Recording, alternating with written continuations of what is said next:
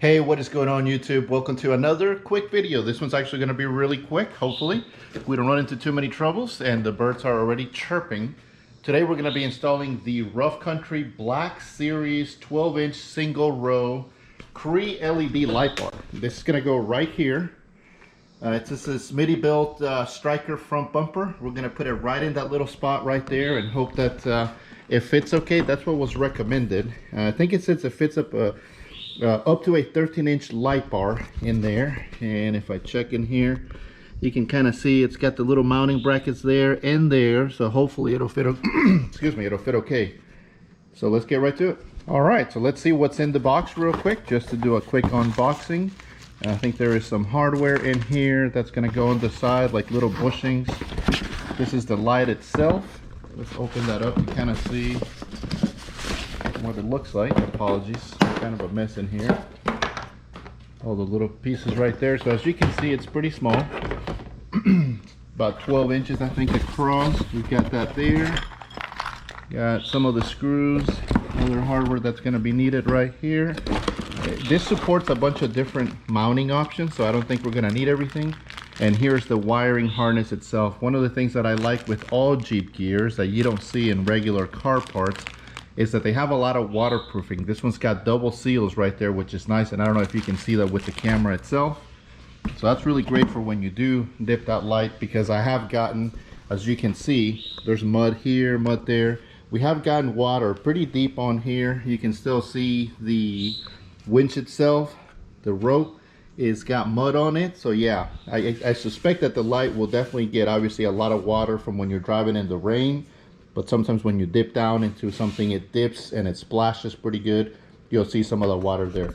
By the way, I replaced my shackle too the other day. I took that ugly, hook that comes with it and went with the Smitty-built aluminum shackle, which looks really nice. So anyhow, let's get to the light bar. All right, guys, so real quick, I'm assembling the light itself. I was hoping I'd be able to use the side mounts, but unfortunately they're about, I would say, a 1/4 inch to an inch shorter. If I show you here on the Jeep itself, you'll see the little mounts right here or down here. You can use either or.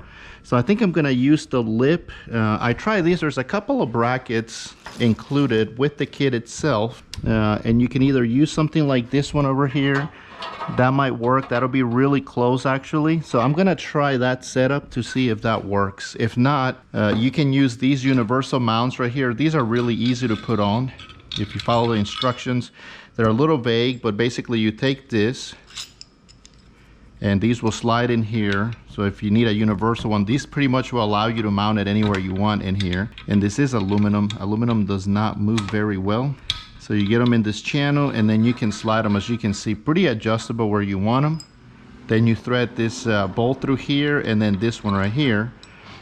Put a washer and a nut at the end, and then you take this right here, which is the clamp, and then you can clamp this down pretty much anywhere you like. You'll just put another washer and bolt right here. Has a little rubber padding so it doesn't cause too much damage, and then you'll basically secure it like that. So that's universal. If you're lucky enough and you get the side ones to work, will be even easier. Once you have these in place, you're gonna have these tiny little Allen screw to kind of secure it in place, and it'll have 3 per. That way this is not moving around, as you can see. So make sure you put those in there so it secures that nicely and tightly in place. So, but let me try the setup with this one right here, see if I can get that to work. All right, putting all the hardware in there. I think I'm gonna use both actually. It looks like I'll be able to use both, and that'll secure it really nice in place than just using the side mounts, because the side mounts are almost a perfect fit. Unfortunately, they're about a 1/2 inch too short, but they do provide you all the brackets in there. So I'm gonna use both. I'm gonna use the side mounts and the bottom mounts to help me give it some stability. As you guys know, when you're out there off-roading, you are bumping a lot of things. So this will hopefully help out. And I think there's supposed to be a washer in there. It doesn't look like it in here. Instructions are always super vague, as you guys know. It's very rare that we get really detailed instructions unless you're putting together IKEA furniture. Here's the other one. I'm joking. That's supposed to be a joke. So anyhow, let's get these together and we'll go over to the Jeep. The side ones, I gotta get those on there as well. Again, I'm gonna be using these right here. These are gonna go on the bottom. or the top, I'm sorry, I got it upside down. And these are gonna clamp down to the bottom of the fender itself. So they should fit really nice and tight, and that should not move, should not go anywhere. So, and before I walk over there, I did wanna show you what a completed one should look like. So obviously I gotta put a washer, a self-tightening nut on here, as you can see. We'll put one on either side, but this is when you start pressing on this is what's gonna clamp down. Got a nice little rubber right there, so that should keep it very, very nicely secured and in place. All right, guys, let me show you. Hopefully you can see in there what I'm doing here. I'm breaking off the stock template, or not template, mounting bracket. It's actually in the way. So this breaks off really easy. I don't need that because the supplied brackets, which I'm going to show you here in a second, actually fit perfectly. And I had to use a couple of washers to give it a little more height. So let me show you what I'm doing here.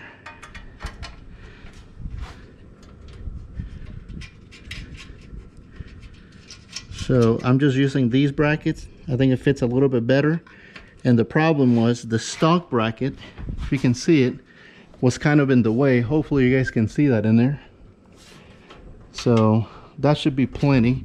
And then it's also going to have the bottom ones which clamp onto here. I did a little bit of a test fit on there, so let's go ahead and do that. You can see still a little muddy in here. So hopefully this gives you a better angle. Not the easiest place to get in here, but you can see the bracket. And then I'm going to tighten this up over here once I finish tightening this one here. So you can see it looks pretty nice. It's almost flush. I think it might be a little, maybe able to adjust this where it can push forward a little bit. As I was tightening it, it kind of pushed out some, so maybe I'll make a little adjustment there. But it is secure. You can see this is not going anywhere. I mean, that is on there pretty good. So just got to make a few adjustments and we'll be good to go. Guys, here is the finished product. I think it looks pretty nice.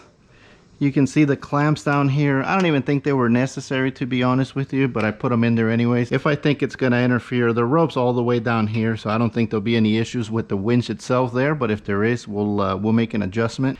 And from the back, you can kind of see pretty straightforward.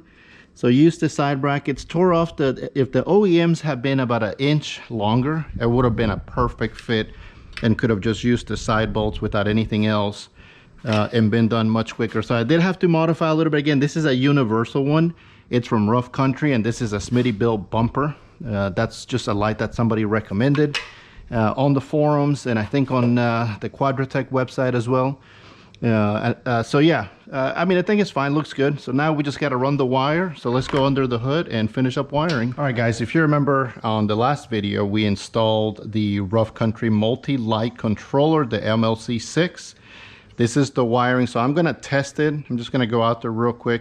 These are a little bit bigger, so I'm gonna go ahead and cut these off. Actually, let me use the correct one here and rewire them with the smaller ones because I don't need those big connectors. So we're just gonna chop those off and use the small ones that came with the MLC right here. So I've got a wire stripper. I'm gonna go ahead and strip the wire. Put these on there and put the heat shield on. There's a little relay. I think the relay might fit here or perhaps here somewhere. There's still clearance if you guys look. The hood is like all the way up there, so it should be no problem with clearance itself. Or maybe over here somewhere. Anyways, we'll find a spot for that. Let me just crimp these up real quick and then we'll connect them to one of the open switches. I have to climb up here to see which one is one. You can see you've got ground. And then you've got your switch 1 is that one, ground, switch 2, and so on. So let's go ahead and get that done. This is a tool that gets quite a bit of use. I love this tool for all my wiring projects. It's so easy to strip the wire, nice and neat cut. Take one of these bad boys here and just need to crimp it together here. Actually, this one's got a little crusher in here. Pretty much any one of these will work. There we go. I think that's on there. Need to get my heat gun, heat that up real quick, and we should be good. All right, got my heat gun. Just gonna heat this up real quick.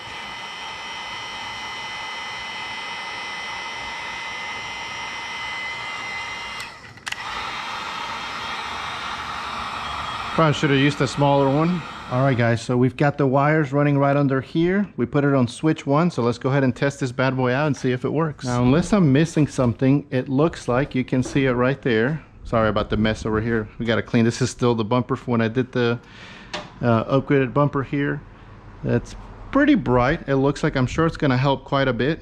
My only thing I don't like is that I'm having to use the switch, so I'm going to have to leave the switch on so I can control it with the switch on the inside, because I don't want another switch on the inside. So we'll have to zip tie this nice and neat. If you guys know how to do it any other way, please comment below. But if I take this off, it turns off, as you can see. So unless the switch is connected, it's not making a circuit. So I might be able to just bind these two together. That might be another option. And then that way the switch on the inside, this might always be on this way. And so I may just do that. because I don't want all this extra harness anyways. So I may cut it over here, bypass this, wire it together, and then the only thing I have to worry about is using the switch on the inside. So, because right now, this is how you do it. But it's working, just wanted to test it out. So let me see if I do that. If I do end up cutting this, I'll terminate it over here, put these two together, and should be good to go.